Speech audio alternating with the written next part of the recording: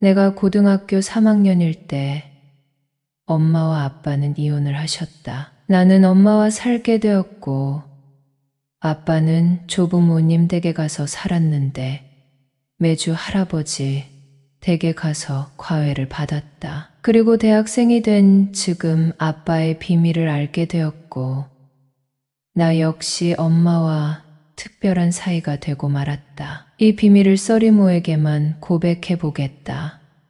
아빠는 부동산 재벌이다. 강의도 하고 계시다. 우리 부모님은 결혼한 지 3년이 지나도 아이가 생기지 않아 시술을 하셨다고 한다. 시술하기 전 누구의 문제인지 검사를 받아보니 아빠 쪽에 문제가 있어서 임신이 어려웠다고 들었다. 아빠는 골초였는데 아이를 갖기 위해 담배도 끊고 운동을 하며 건강한 아이를 가지려고 노력했지만 안타깝게도 좋은 소식이 없어서 나를 입양했다고 한다. 나는 감사하게도 유복한 환경에서 자랐다. 부족한 것 없이 나를 위해 지원을 아끼지 않는 부모님 밑에서 행복하게 자랐다. 그런데 부모님은 부부싸움 횟수가 많아지고 내가 대학 입시를 보기 몇 달을 앞두고 이혼하셨다. 아빠도 부잣집 아들이지만 엄마도 아빠 못지않게 부잣집 딸로 알고 있다. 양가 조부모님이 넉넉하게 지원해 주신 덕에 나는 학군지에서 살면서 교육받을 수 있었다. 아빠는 이혼 후 할머니 댁에서 살면서 사무실에 출근했고 나는 일주일에 한 번 할아버지 댁에 가서 과외를 받았다. 아빠의 지원 덕분에 나는 좋은 대학에 합격할 수 있었다. 엄마는 내 생일인 2월 말에 외식을 하면서 한 가지 고백할 게 있다고 하는 것이었다. 그게 뭐냐고 물었더니 아빠 또한 입양된 아들이라고 하는 것이었다. 정말 모르고 있었다. 아빠의 여동생들은 아빠를 입양한 후에 태어난 것이니 할머니의 친자녀가 맞다고 했다. 그런데 더 놀라운 것은 아빠와 할머니의 관계가 보통 사이가 아니라고 했다. 할머니는 아빠와 사랑하는 사이라고 했고 그 일은 나를 키우면서 정신없이 살던 어느 날 알게 되었다고 했다. 때는 추석이었고 나를 데리고 할머니 댁에 가서 명절을 보내는데 밤이 되어 화장실에 가려고 일어났다고 했다. 엄마는 그때 방에 아빠가 없다는 사실을 알았고 안방에서 이상한 소리가 나서 문 앞까지 가보게 되었다고 한다. 그때 하마터면 소리 지를 뻔했다고 했다. 아빠와 할머니는 일을 치르고 있었고 둘은 너무도 익숙해 보였다고 했다. 나는 엄마의 말을 들으면서 아무리 피가 안 섞여도 모자지간에 그런 일이 있을 수 있는지 이해할 수 없었다. 아빠는 엄마가 그 장면을 봤다는 것을 인지하지 못했고 할머니 댁에 갔다 온 날은 유독 피곤해하는 것을 느꼈다고 했다. 엄마는 내색하지 않고 지냈지만 여자로서 수치심이 느껴졌고 참다 못해 아빠에게 이혼을 요구했다고 한다. 아빠는 할머니 댁으로 들어갔고 나에 대한 애정은 남아있으니 공부에 방해되지 않도록 과외 지원을 해준 것이었다. 미성년자인 나를 공식적으로 면접하기 위한 방법으로 할머니 집에서 과외를 받게 한 것이었다. 그런데 아빠와 할머니와의 관계에 대한 이야기를 듣고 난 후나에게도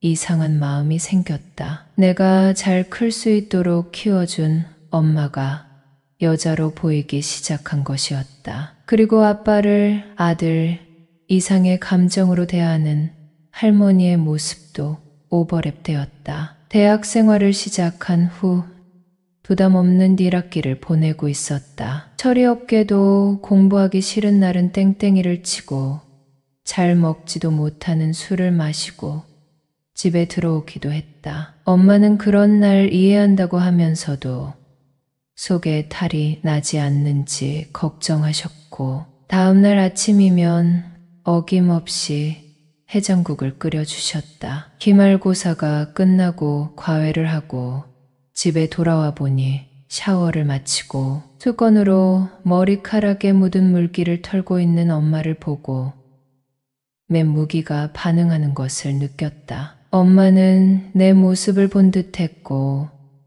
나는 방으로 올라가려고 했다. 엄마는 얼른 옷 갈아입고 저녁 식사를 차려주겠다고 했다. 나는 그러지 말고 가볍게 맥주 마시고 자자고 했다. 엄마는 냉장고에서 맥주와 안주거리를 꺼내와서 식탁에 앉았다. 엄마는 오늘따라 술이 땡겼는데 혼자 마시기도 애매해서 망설이고 있었는데 잘 됐다고 하면서 수다를 떨었다. 나는 그런 엄마가 너무 귀여워서 미안하지만 아빠 얘기 좀 해도 되냐고 물어봤다. 엄마는 괜찮다고 했고 결혼할 때 문제 없었냐고 물어봤다. 엄마는 안 그래도 너무 자존심이 상해서 아무한테도 말하지 않았다고 하면서 이제야 털어놓겠다고 하며 말을 이어갔다. 엄마는 부족한 게 없는 신부감이었다고 했다. 그런데 돌이켜 생각해보니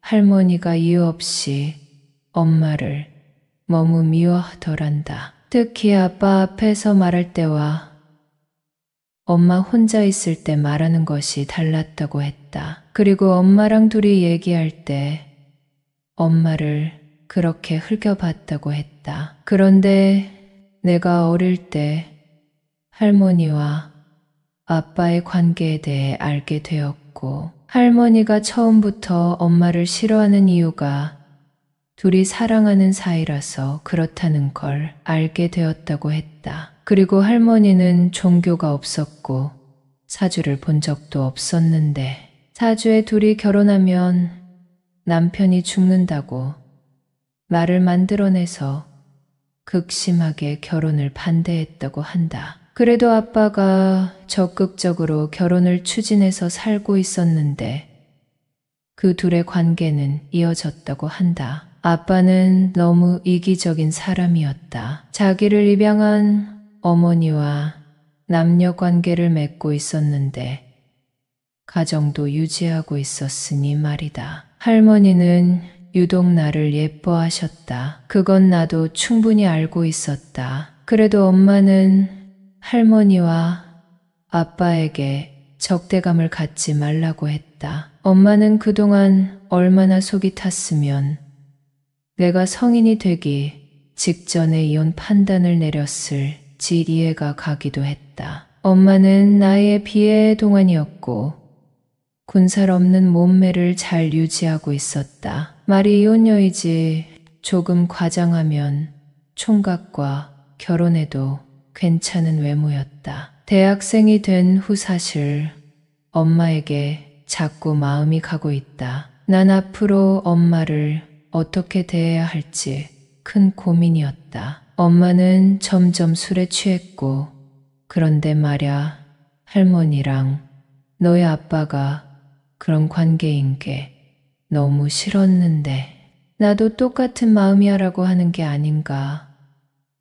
그게 무슨 말이냐고 했더니 엄마는 이제 나를 남자로 의지하고 있다고 했다. 꼬마였던 내가 어엿한 어른이 되니 부끄럽지만 너무 멋있어 보인다고 하는 것이었다. 일이 이렇게 된 이상 나도 사실대로 고백해야겠다 싶어서 엄마에게 갖는 내 마음이 어떤지 털어놨다. 우리는 서로를 생각하는 마음이 같다는 것을 알고 이를 치렀다. 이제 엄마는 내 여자가 되었다. 우리는 서로에게 사랑하다고 고백했고 엄마는 내 품에 안겨 엉엉 울었다. 그런 엄마의 머리를 쓰다듬어 줬고 우리는 밤새 한 자리에서 같이 잤다. 다음날 엄마의 온기를 느끼며 눈을 떴다. 엄마하고 어색하게 불렀다. 엄마는 어제 밤 일에 대해 어떻게 생각해? 혹시 후회하는 거야? 하고 물었다. 나는 다시 한번 엄마를 안아주며 무슨 그런 말을 해요? 엄마, 너무너무 사랑해요 라고 말했다. 엄마는 아침을 차려줬고 얼른 학교에 가라고 퇴근했다. 점심시간에 엄마가 생각나 전화를 했다. 엄마는 나에게 보성씨 밥 맛있게 먹었어요? 라며 존댓말을 했다. 엄마의 목소리를 들으니 정말 행복했다. 난 그날 저녁에 장미꽃과 안개꽃을 한 다발 사서 집에 갔다. 엄마는 내가 한 번도 본 적 없는 차림을 하고 있었다. 여러분은 써리모의 영상을 재미있게 듣고 계십니다. 엄마는 결혼할 때 입었던 웨딩드레스를 입고 있었다. 나는 엄마에게 꽃다발을 안겨줬고 엄마는 어서 오세요. 보성씨 하며 인사를 했다. 우리는 뜨겁게 포옹했고 엄마가 준비한 저녁상을 마주했다. 어제와는 다른 분위기였다. 먹는 시간이 아깝게 생각됐다. 우리는 너무 급했고 또 좋은 시간을 보냈다. 엄마는 아직 가임기 여성이다. 우리는 엄마의 생리 기간에는 다른 방법으로 서로의 사랑을 확인했다. 나는 최근에 모아둔 야동을 다 지웠다. 엄마와 사랑을 나누는 요즘 이런 것들이 다 소용없다고 느껴졌기 때문이다. 엄마는 요즘 약국에서 피임약을 사와서 매일 같은 사 먹고 있다. 대학에 들어간 후부터 과외를 하고 있었는데 그 돈을 차곡차곡 모아 엄마가 좋아하는 스타일의 옷을 샀다. 그리고 반지도 샀다. 들뜬 마음으로 서둘러 집에 엄마에게 선물을 드렸더니 엄마는 방에 들어가서 내가 선물한 옷을 입고 수줍은 표정으로 두 손을 가지런히 모으고 있었다. 엄마와 나는 다시 하나가 되었다. 그리고 엄마에게 준비한 커플링을 껴드렸다. 엄마는 벅찬 마음에 눈물을 흘렸다. 그런 엄마가 너무 사랑스러워서 가만히 안아드렸다. 결혼 생활 내내 마음에 상처를 입은 엄마가 나 때문에 웃는다. 그런 엄마를 평생토록 사랑할 생각이다.